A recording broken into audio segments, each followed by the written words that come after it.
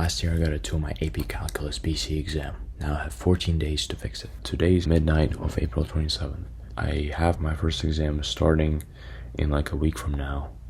And I haven't really been preparing, I haven't really been reviewing specifically for AP Calc and AP Stats are like the main two that I really need a good score on. I think those are probably the hardest classes that I have. I have 4 exams. I think I might be cooked, but I do have some hope. The closest exam that I have is in like a week, and the last one that I'm doing is in like 14 days from now. I don't even know the content that well, so especially I've been like behind on my AP stats just because of like my own time management. I really have to fix that, and so I genuinely think that I can make a comeback here, and I'm just like recording this video to preview my plan and like maybe look back on it and like give some inspiration to the people watching. They can see like my mindset before going into this, but I think I can genuinely do this. I think I can get a 5 in AP Calc, even though it's like quite a bit ambitious, because I actually did it last year and then got a 2, which is kind of embarrassing to admit.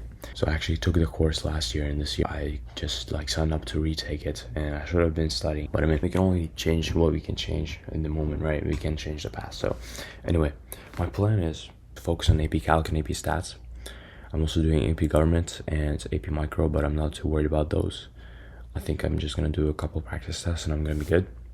Maybe like to target the areas that I'm weak at, and I don't think it's gonna be that many. And I looked it up. I think I only need like a 3 for those, and like AP Calc and AP Calc BC and AP Stats is like my biggest worry. So I'm gonna try to get a 5 in AP Calc. I think I can generally do it. I think I'm gonna get like a 4 on AP Stats, but like a 3 is already gonna be good. But anyway, for AP Stats I still gotta learn a lot of concepts. But basically I watched this guy's video. His name is Sigil Wen. His video was like really inspiring. He learned AP Calc BC in 5 days and got a 5, which is like insane. And he wrote a whole he did a whole video about it, and he shares like his study tips, and like it's a lot of valuable stuff that I like haven't really heard before, or like not in that way that he said it. Very important concept that he talks about is like you gotta make sure you have the right approach and you have the right effort. It's really important that you have the right approach. So even with not so huge effort, but with the right approach, you can still do well. That's like his big idea.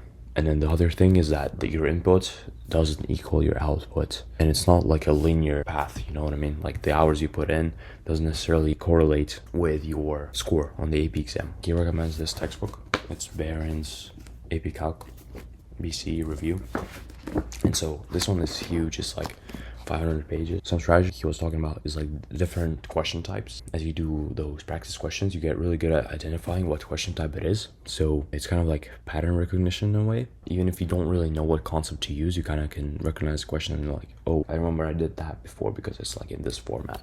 Developing that calculus like intuition, that way you don't even have to really think about the concepts. You kind of just like have an overall understanding, like the big picture of how calculus works, and that can allow you to use your like deduction or whatever to figure out what the answer is, which is really, really important, especially if you are limited on time.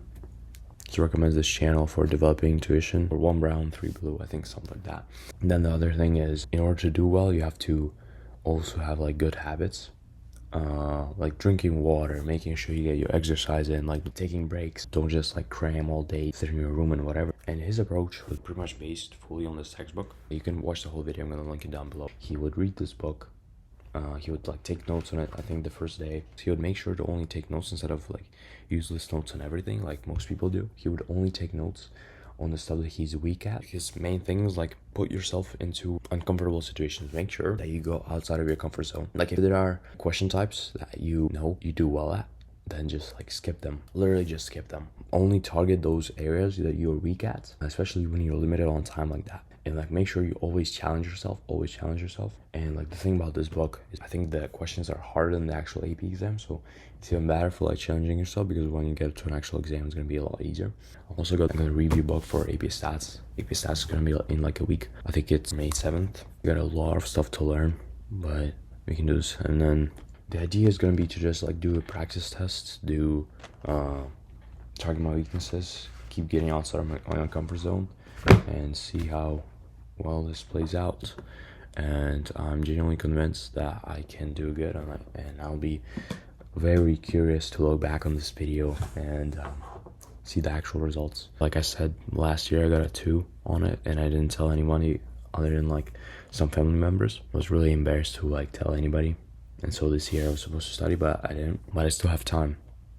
Always gotta keep in mind that like I got nothing to lose at this point. Like if I did nothing, I probably wouldn't do that well anyway. But the thing is, on my Calc BC, I got a AP sub-score of a 4, so that's actually pretty good. But this time I want to get a 4 or a 5 on the actual BC exam, so I get more credits in like college and stuff.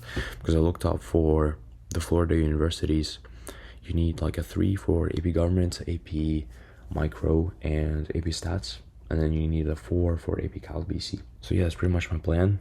I'm gonna make an update, I think, after the AP exams. We'll see how this goes.